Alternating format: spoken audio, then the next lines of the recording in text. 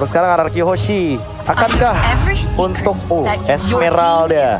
Ini mengingatkanku dengan abang otot kita R7 yang emang dia benar-benar jarang banget di take down, jarang banget mendapatkan poin death ketika berada di MPL Regular Season Indonesia dengan Esmeraldanya. Bahkan ketika ketemu sama beberapa timnya, RRQ Hoshi emang selalu melakukan first pick terhadap Esmeralda. Yes, dan mengetahui juga Esmeralda itu balance pick banget.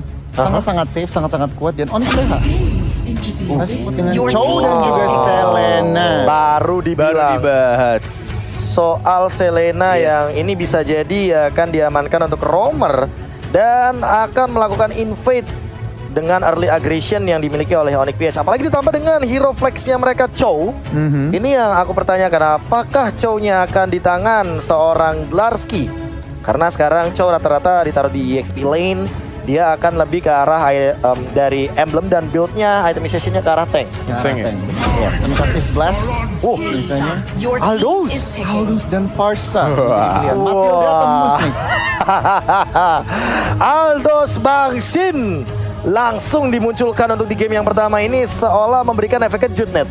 Untuk teman-teman Onyx PH, mengingat dari Aldous-nya Bangsin ini kita kenal dengan fast farm dan dia emang selalu memaksimalkan space yang dibuat oleh Finn nantinya, dan juga Clay yang kali ini sepertinya akan menggunakan Farsia. Namun Kairi sudah mengamankan hero-nya, itu adalah Lancelot. Apakah akan ada ban terhadap Link dari Albert karena Albert belum memunculkan hero powernya? Iya bener banget. Langsung. Aduh Prof, Phoveus juga masih kebuka nih. Wah, cuman kayaknya Phoveus nggak mungkin ya. Oke, kalau lihat dari komposisi RRQ udah tebel-tebel, mungkin dua hero terakhirnya lebih ke arah damage deal tentunya. Dan kalau dari Onyx PH udah nge-ban ke arah melimitasi jungler dari RRQ. Kita lihat nih, kalau dari Onyx mereka justru butuh hero yang tebel-tebel. Ini Uranus yang menjadi pilihannya. Itu power hero dari Glarski juga. Dan kemungkinan ini akan ke arah Yishun Shin sih harusnya. Mengingat bener si Albertnya belum mengamankan satu hero, dan kalau Yishun Shin akan kemungkinan besar RRQ Hoshi bisa mengamankan Roger atau Roger. Rogernya ya. Banyak yang buka sebenarnya sih. Banyak. Untuk jungler Albert. Tapi gue lebih setuju kalau Yishun Shin yang harusnya di ban. Oke, gak di ban nih. Gak di ban. Berarti masih sangat besar kemungkinan untuk dipakai sama Albert di area junglernya. Dan aku malah mikir Finn akan mengamankan Angela nantinya. Mengingat Esmeraldanya udah diamankan oleh RRQ Hoshi juga, dan bahkan kesempatan untuk mengamankan entah itu Matilda, Rafaela, dan Angela nih chance-nya gede banget. Tinggal gimana gameplay setup yang ingin dimainkan oleh RRQ Hoshi. Apakah ingin combo Aldous Angela atau nantinya akan ada combo-combo lainnya yang dipertontonkan oleh teman-teman dari RRQ Hoshi? Wah, ini kok Roger ya feelingku.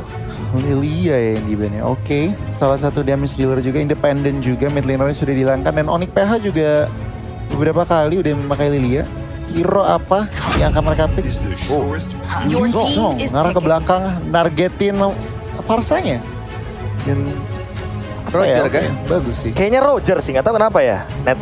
Roger nih kalau udah nggak ada Lilia enak banget untuk jump in gitu. Karena menurutku dengan kita tahu Roger kan lebih dominan ke fighternya. Dan Wolf Transformation-nya itu akan sangat amat tinggi sekali ketika dia tidak ada pemberhentian atau slow evac. Ini tidak akan berhenti juga dari pengejaran seorang Roger. Tapi walaupun kalau bukan ada Roger lock ya, kayak Chow gitu, gak masalah sih. Selena. Ini entah ke arah dua roamer kah dari teman-teman Onyx PH, karena udah ngelihat Selena juga kali ini. Karena gue ngelihatnya dari si traceless-nya itu sih untuk beberapa lock, entah mungkin dari Selenanya. Harus disimpan banget ya. Yes. Kan. Oke, Roger Matilda. Kacil Net, jangan lupa.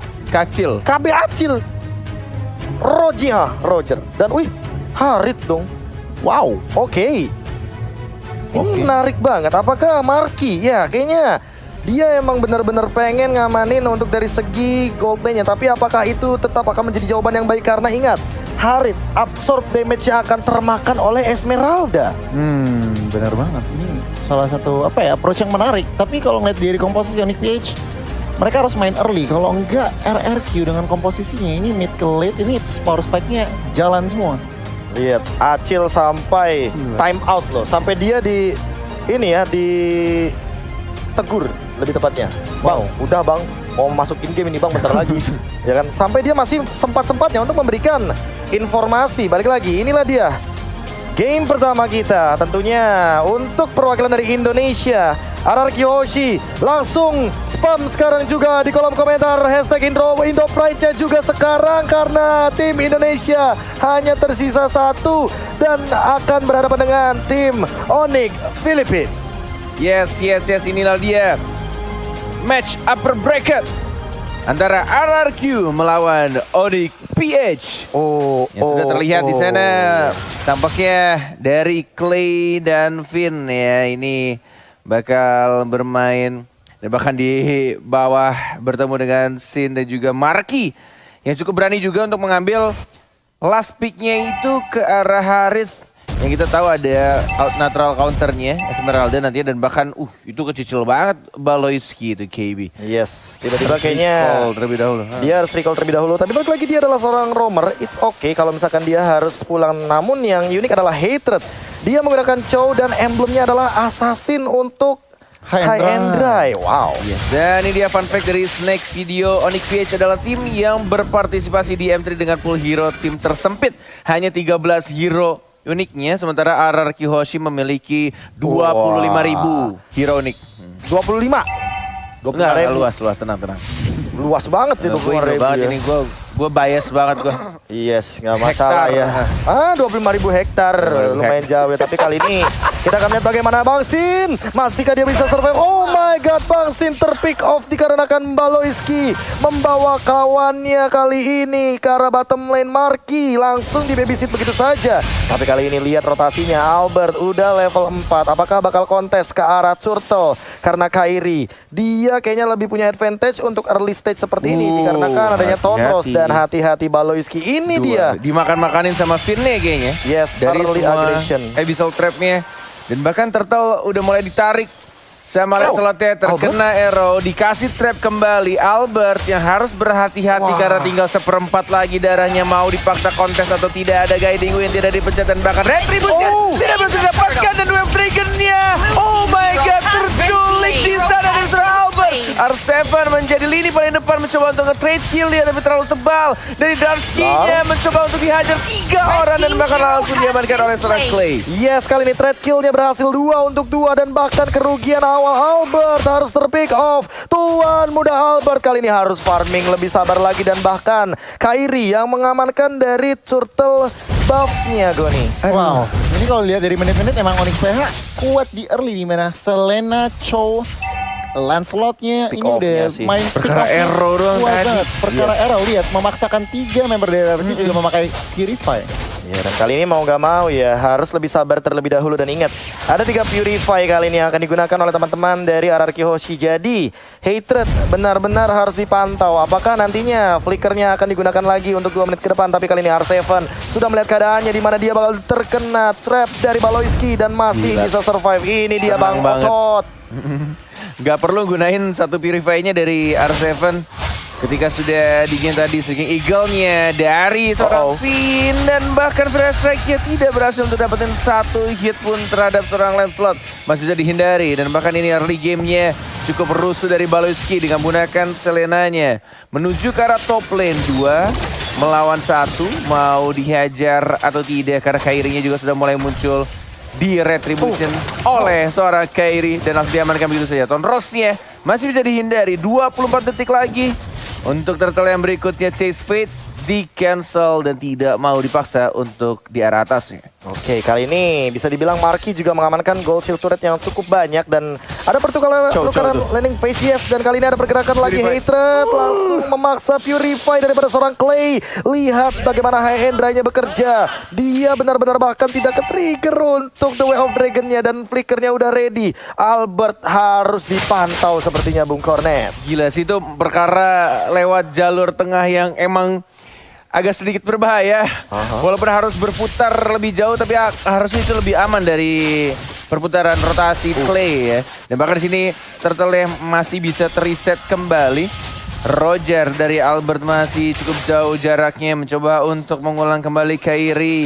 Darksky Ada 1 arrow dan bahkan 4 orang mau dikontes atau tidak. Retribution ready.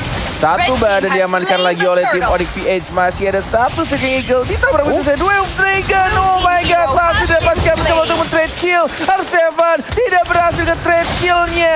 Dan bakal langsung di-cover oleh teman-teman dari Onyx PH. Dan hampir saja Tuan Muda Albert memakan lele dari seorang Baloyski. Kali ini bahkan ada 1 pergerakan R7.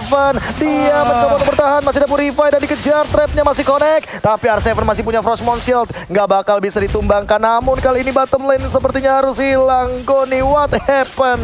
Gila, ini permainan makro dan early potential dari teman-teman Onyx PH tuh bener-bener dimaksimalin. RRQ harus pilih-pilih teamfight di early game-nya.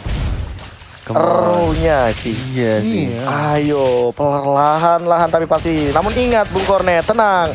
Jangan tegang. Karena apa? Karena Tuan Muda Albert ini menggunakan Roger. Ini adalah hero snowball yang kalau 1 kali mendapatkan advantage atau keuntungan, dia Momentum akan ya. mendapatkan momentum yang berlipat ganda. Tinggal dicari nanti momentumnya gimana. Apalagi RRQ Hoshi juga kita tahu untuk dari MPL Indonesia-nya sering banget comeback dan bahkan Finn-nya bakal terjebak di depan, namun tidak akan ada contest fight untuk kali ini. Finn lagi dan lagi kena arrow, bakal terpok lagi damage-nya dari Baloyski. Ini kalau andaikan saja bukan tim Indo ya. Ini dari draft sih gue yakin banget dari draft RRQ. Mid game to late game harusnya mereka bisa balikin keadaan, apalagi kita lihat juga dari Bangsin ya yang memulai untuk dapetin stacknya, fokus untuk farming. Ya, kita lihat juga dari Clay yang masih aman untuk poin killnya juga dia dapetin 2 kill. Dan kita lihat dari anak-anak RRQ dan juga Onyx PH belum berbeda cukup jauh dari segi goldnya. Tinggal gimana caranya untuk momen-momen team fight selanjutnya yang mungkin di sini agak sedikit berbahaya. Albert yang mencoba untuk menghindar. Web Dragon dari hatred-nya, lihat masih bisa hidup dan bakal langsung jatuh Bushian. Sekarat dia, mana berat strike-nya, 1 hit lagi dan tidak berhasil didapatkan. Hatred masih bisa hidup. Mencoba untuk flicker kah? Tidak ternyata. Dan kayaknya iya, langsung mundur ke arah belakang dengan flickernya. Dan kali ini Kairi yang sudah mendapatkan informasi bahwa Tuan Muda Albert tidak memiliki retribution. Dan kali ini langsung diamankan dengan cepatnya. Lihat bagaimana Basin langsung menubur ke depan, tapi masih punya Tonros dan bahkan ada Seeking Eagle, namun tidak ada target yang optimal. Glarski dalam keadaan immune. Dia Black Dragon Transformation dan langsung mundur bubar jalan dari RRQ Hoshi. Yes.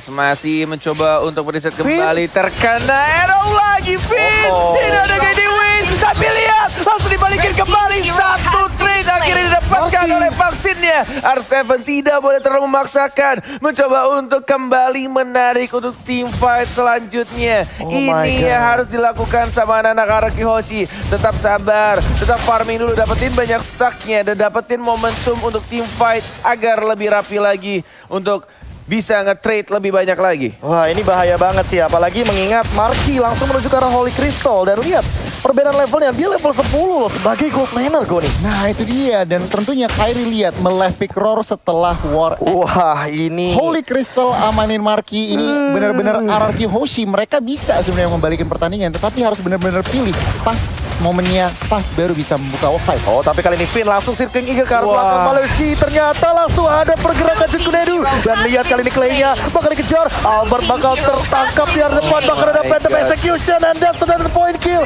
Oh my god, Kairi. Dia mendapatkan triple kill. Apa yang terjadi? RRQ Hoshi hilang 4 membernya. Wah, gua cuma bisa melongo melihat apa yang terjadi barusan. Puncture yang dilakukan dan langsung Tonros ke arah tengah, triple kill dalam waktu yang sangat cepat oleh seorang Kairi. Dan itu adalah team fight yang benar-benar nih kita akan melihat kembali replaynya ketika Finn ya membuka 1 Seeking Eagle dan Baloyski yang benar-benar langsung lompat dengan melawan flickernya, dibawa, ditarik jauh ke belakang. And then memaksakan R7 juga langsung mengeluarkan Polystar Moon ya. Dan lagi-lagi yang dilakukan Kairi itu benar-benar on point banget. Dia langsung menuju ke arah 1 orang yaitu Parsianya dan Parsianya. Gak peduli, yang penting ada minion Minions wave di arah tengah, puncture dan langsung arah pasiennya. Dan ini yang bakal bahaya adalah Baloiski-nya yang bisa instant kill karena dia udah punya Calamity Reaper sekarang. Lihat arrow-nya kena terus. Dan tidak ada informasi sama sekali karena kali ini cukup berbahaya dari Baloiski yang dia trap-nya benar-benar on point banget.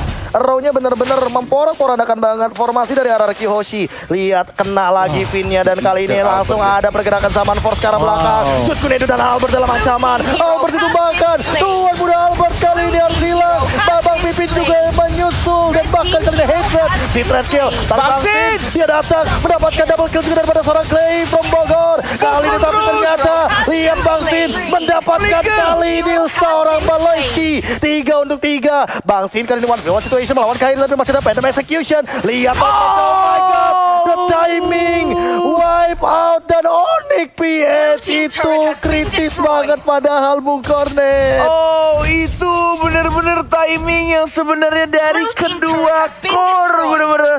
Itu tinggal gimana caranya mainin insting untuk mendapatkan killnya antara seorang Bangsin dan juga Kairi. Tapi Kairi, dia mendapatkan timing yang tepat banget. Dia punya Tonros, dia punya Phantom Execution yang pas banget di rerumputan. Dan langsung dapetin damage-nya ke arah seorang Bangsin. But it's okay. Masih bisa untuk mengulur waktu kembali. Karena kita lihat sudah kembali hidup dan bahkan tidak ada yang mendapatkan satu objektif Lord. Dan tidak bisa langsung nge-push walaupun sudah wipe out barusan dari anak-anak Onyx PH. Yes, bener banget. Dan kalau kita ngeliat itemnya nih, Albert belum mendapatkan true damage, endless battle-nya belum jadi. Sementara kalau kita ngeliat kanan, Kairi dengan 16.000 gold-nya udah langsung on the way Blade of Despair. Ini benar-benar harus diperhatikan. RRQ Hoshi, mereka ketinggalan gold, mereka ketinggalan turret. Dan mudah-mudahan tentunya satu momen saja dibutuhkan untuk kembalikan pertandingan ini. Tetapi untuk 11 menit pertandingan hampir 12, Onyx PH mengontrol Land of Dawn. Asli ini satu momen bisa banget loh untuk kembali. Apalagi hero-hero fall off dari teman-teman Onyx PH ini banyak banget. Sekarang kali ini, oh Bangsin terkena Well Dragon Phantom Execution dan bahkan Bangsin mencoba untuk melawan dua hero sekaligus tapi gak bisa. Unstoppable daripada seorang Kairi. Kali ini 4 member dari RRQ Hoshi mulai diporak-porandakan, dipaksa untuk pulang. Glarski mencoba untuk dengan Black Dragon Form-nya, dia memaksa pulang semuanya. Lihat Cyclone Eye-nya bahkan diambil. Kairinya langsung hadir juga, Phantom Execution lagi. R7 apakah mampu untuk bertahan? Arrow-nya dilontarkan lagi. Tidak boleh ada yang mendekat ke arah Lord yang pertama karena kali ini Lord pertama akan diamankan oleh Onyx PH. Nih benar-benar tinggal gimana caranya dari RRQ menahan dan bahkan dari Bangsinnya. Ya sekarang sudah ready untuk flickernya. Tadi ketika di game juga tidak ada flicker. Ya tinggal menunggu ini. Sudah mau level maksimal walaupun sempat tertinggal tadi dari seorang Kairi yang level maksimum duluan. Lord sudah mulai berjalan di arah tengah. Ini di arah tengah harusnya bisa ditahan. Karena kita lihat Clay-nya juga sangat unggul dari segi point kill dan itemnya, beberapa itemnya juga sudah mulai jadi untuk dari seorang Parsianya. R7 sudah mulai di depan bersama Sarafin. Jadi win satu skill Lord karena sudah di atas menit 12. Sudah mulai merelakan satu inhibitor turret. Lord sudah mulai masuk dan mencoba untuk membersihkan minion di arah atas dan bawah. Strategi yang cukup baik dilakukan sama RRQ, melepaskan middle turretnya karena sudah setengah darahnya. Dan lebih baik menjaga di sisi lainnya, KD. Yes, kali ini perlahan-lahan lihat yang harus diperhatikan adalah haters-nya. Tapi arrow-nya connect kali ini Albert dalam ancaman. Langsung terkena Sondros dan hilang. Tuan muda Albert. Baloiski tapi ditukarkan begitu saja. Double kill dari oleh Kairi. Dan dia polis punya ke belakang R7 tapi tidak bisa menyelamatkan Bangsin. Bangsin tumbang. The Well Dragon coming up. Tidak ada Purify. R7 tumbang dan wipe out. Onyx PH memporak-porandakan RRQ Hoshi. Game pertama 13 menit 57 detik. Wow. Ini yang harus gua bilang juga ya. Ngomongin soal kedua tim yang bertanding di match kedua.